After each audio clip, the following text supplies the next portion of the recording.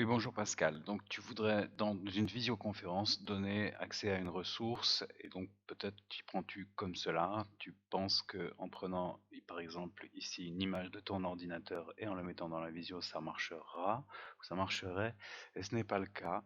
C'est normal. Pour partager une ressource sur Google Meet, on ne s'y prend pas comme ça.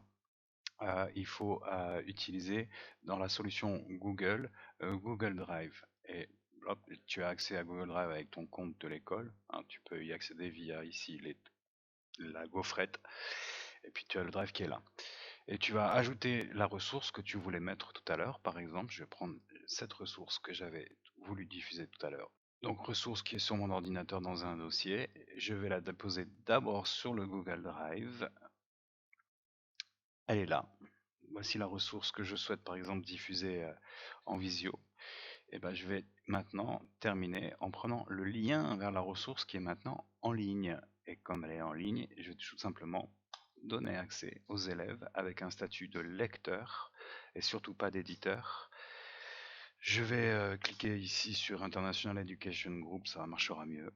Et une fois que tu as copié le lien, c'est bon, tu peux revenir en visio. Et pour donner accès à tes élèves à la ressource, tu vas, une fois avoir copié le lien, déposer le lien ici. Et comme le lien est déposé, maintenant tes élèves verront un lien cliquable et pourront se rendre sur la ressource. C'est la manière qu'on utilise dans Google Meet. Si tu as utilisé avant Teams ou tu as utilisé d'autres solutions de visioconférence, peut-être avais-tu la possibilité de passer une ressource, de faire pardon, passer une ressource depuis ton ordinateur sur la visioconférence. Ce n'est pas le cas avec Meet. Il faut mettre ces ressources en ligne avec un caractère privé et envoyer le lien vers ceux à qui tu veux montrer cette ressource. Très bien, dans votre visio, vous voulez diffuser une ressource et vous voulez diffuser cette ressource à vos élèves. Vous allez pouvoir le faire via votre espace de cours sur It's Learning. Vous demandez tout simplement à vos élèves d'être connectés à votre espace de cours ou connectés à la plateforme tout simplement. Et vous allez ici partager une mise à jour et vous allez par exemple ici déposer une de vos ressources que vous voulez valoriser dans le cours. Vous voulez la diffuser aux élèves. Vous allez par exemple choisir une ressource qui est là. Ça aurait pu être un Google Doc, un Word, et vous allez le partager. Donc je le fais pour la démarche. J'avais mis ce petit guide que je voudrais dans la visioconférence partager et je vais maintenant ici le déposer ici.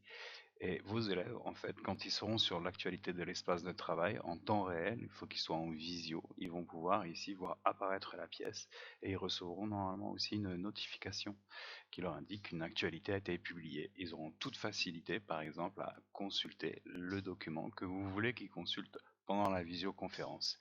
Il leur faudra basculer de Google Meet à la plateforme, mais ils sont normalement suffisamment à l'aise pour le faire aisément.